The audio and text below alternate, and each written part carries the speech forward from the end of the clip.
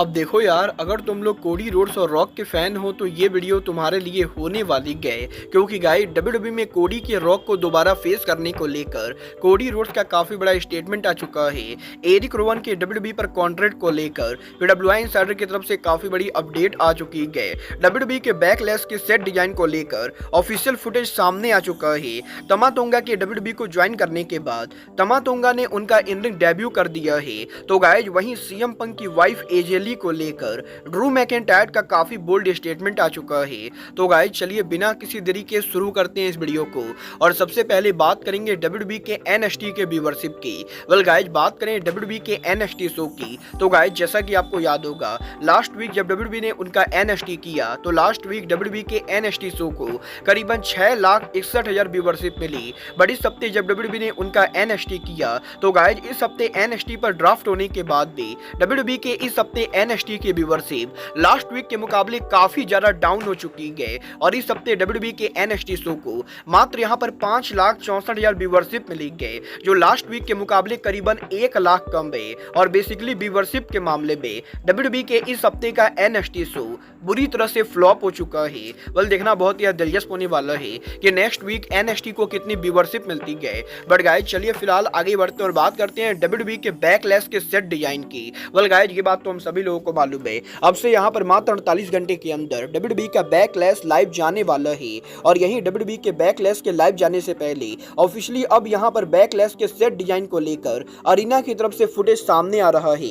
Guys जैसा कि आप लोग यहाँ पर पिक्चर के अंदर देख सकते हो, डब्ल्यूडब्ल्यूई ने ऑफिशियली फ्रांस के अंदर बैकलैश को लेकर उनका सेट डिजाइन बनाना शुरू कर दिया है। और बेसिकली डब्ल्यूडब्ल्यूई के बैकलैश के ऊपर हमें यहाँ पर कोई बहुत ही बड़ा सेट डिजाइन देखने को ना मिलके बल्कि छोटा सेट डिजाइन देखने को मिलेगा। वेल देखना बहुत ही दिलचस्प होने वाला है कि डब्ल्यूडब्ल्यूई के बैकलैश का फाइनल सेट डिजाइन कैसा होता है। बट गाइस चलिए फिलहाल आगे बढ़ते और बात करते हैं डब्ल्यूडब्ल्यूई में तमा तोंगा के इन रिंग डेब्यू की। वेल गाइस ये बात तो हम सभी लोगों को मालूम है, 1 महीने पहले तमा तोंगा की स्मैकडाउन पर डेब्यू करने के बाद पिछले 1 महीनों से तमा तोंगा स्मैकडाउन के ऊपर हमेशा किसी न किसी रेसलर के ऊपर अटैक कर रहे गए। बट गाइस अभी तक तमा तोंगा ने डब्ल्यूडब्ल्यूई के अंदर एक भी एक्चुअल मैच रेसल नहीं किया है। बट गाइस आज यहाँ पर डब्ल्यूडब्ल्यूई के लाइव इवेंट के ऊपर तमा तोंगा ने ऑफिशियली डब्ल्यूडब्ल्यूई के ऊपर उनका इन रिंग डेब्यू किया, जहां पर डब्ल्यूडब्ल्यूई के लाइव इवेंट के ऊपर वो यहां पर सोलो सकवा के साथ टीम अप करते गए। और ये दोनों डब्ल्यूडब्ल्यूई के लाइव इवेंट के ऊपर रेंडी ऑटम और एले नाइट को फेस करते गए, जिस मैच के एंडिंग के ऊपर तमा तोंगा यहां पर आज रेंडी ऑटम को जब अटैक कर रहे होते गए तो रेंडी ऑटम आरकेओ हिट करते गए और ऑटम के आरकेओ के साथ वो यहां पर तमा तोंगा को पिन करके इस मैच को जीत जाते गए। और हमें यहां पर डब्ल्यूडब्ल्यूई के लाइव इवेंट के ऊपर तमा तोंगा के पहले मैच के अंदर ही तमा तोंगा हारते हुए दिखाई देते गए। वेल देखना बहुत ही दिलचस्प होने वाला है कि तमा तोंगा के लाइव इवेंट पर डेब्यू करने के बाद वो एक्चुअल टेलीविजन पर डेब्यू कब करते गए। बट गाइस जहां तक बात रही डब्ल्यूडब्ल्यूई के लाइव इवेंट की, तो गाइस अब मैं आपको बता दूं रिसेंटली यहां पर डब्ल्यूडब्ल्यूई ने यूके में O2 अरीना के अंदर लंदन में जो उनका लाइव इवेंट किया था, डब्ल्यूडब्ल्यूई के उस लाइव इवेंट के जरिए डब्ल्यूडब्ल्यूई ने टिकट सेल के अंदर एक नया रिकॉर्ड बना दिया है। गाइस यहां पर O2 अरीना में डब्ल्यूडब्ल्यूई कंपनी ने 19 अप्रैल के ऊपर जो लाइव इवेंट किया था, उस शो के ऊपर करीबन 16,342 लोग टिकट खरीद कर आए थे।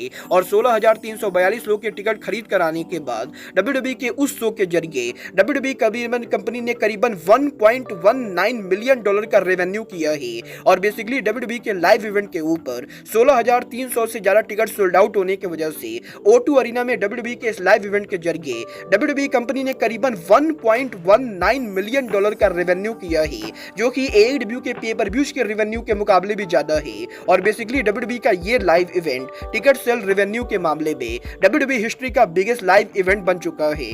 वेल गाइस देखना बहुत ही दिलचस्प होने वाला है कि यूके में डब्ल्यूडब्ल्यूई के लाइव इवेंट के इतने बड़े रिकॉर्ड बनाने के बाद डब्ल्यूडब्ल्यूई यूके में उनका अगला शो कब और कहां करती गए। बट गाइस चलिए फिलहाल आगे बढ़ते और बात करते हैं डब्ल्यूडब्ल्यूई में एरिक रोवन के कॉन्ट्रैक्ट की। वेल गाइस ये बात तो मैं आपको ऑलरेडी बता चुका हूँ, एरिक रोवन ने डब्ल्यूडब्ल्यूई कंपनी को दोबारा से ज्वाइन कर लिया है।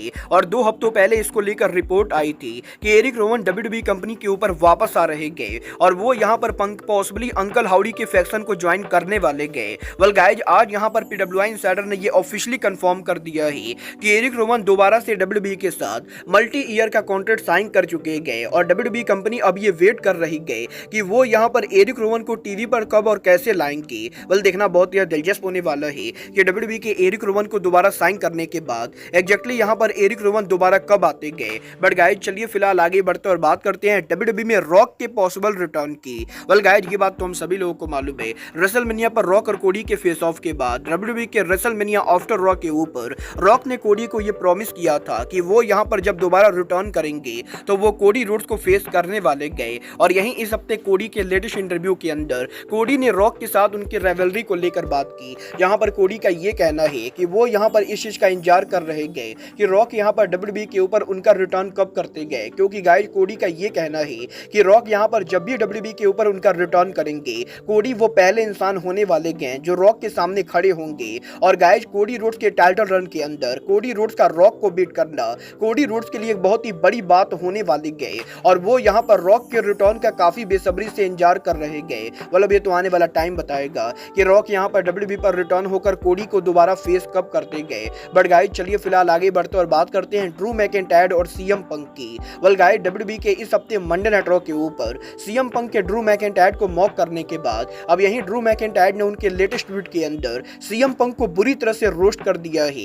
वेल गाइस इस हफ्ते पैट मैकाफी शो के ऊपर जब ड्रू मैकिंटायर अपीयर हुए तो गाइस ड्रू मैकिंटायर ने CM पंक के साथ उनकी राइवलरी को लेकर बात की और मैकिंटायर का ये कहना है कि CM पंक ने उनके लाइफ के अंदर जो भी चीजें अचीव की गए ड्रू मैकिंटायर वो सभी चीजें छीनने वाले गए। और गाइस ड्रू मैकिंटायर अगर यहाँ पर मैरिड नहीं होते तो वो यहाँ पर CM पंक की वाइफ एजेली को भी छीनने वाले थे। और गाइस अब जबकि ड्रू मैकिंटायर ने उनके इंटरव्यू के अंदर CM पंक की वाइफ एजेली को लेकर ऐसा स्टेटमेंट दे दिया है तो गाइस देखना बहुत ही दिलचस्प होने वाला है कि पंक यहाँ पर मैकिंटायर के साथ क्या करते गए, क्योंकि गाइस यहाँ पर जब भी कोई CM पंक की वाइफ एजेली को लेकर किसी तरह का उल्टा सीधा स्टेटमेंट देता है तो गाइस CM पंक पूरी तरह से पागल हो जाते गए। और मैकिंटायर का ये कहना कि वो यहाँ पर अगर मैरिड नहीं होती तो एजेली यहाँ पर उनकी वाइफ होती, ये यहाँ पर बहुत ही बोल्ड स्टेटमेंट है और डेफिनेटली मैकिंटायर को ये स्टेटमेंट आने वाले टाइम में भारी पड़ने वाला है। मतलब ये तो आने वाला टाइम बताएगा कि WWE के अंदर पंक और ड्रू मैकिंटायर की राइवलरी कैसी जाती गए और गाइस WWE के अंदर एजेली कभी दोबारा उनका रिटर्न करती हैं या नहीं। बट गाइस फिलहाल के लिए आज के इस वीडियो में बस इतना ही। मैं मिलता हूँ आपसे अपने अगले वीडियो पे। बट गाइस तब तक के goodbye, good night and bang.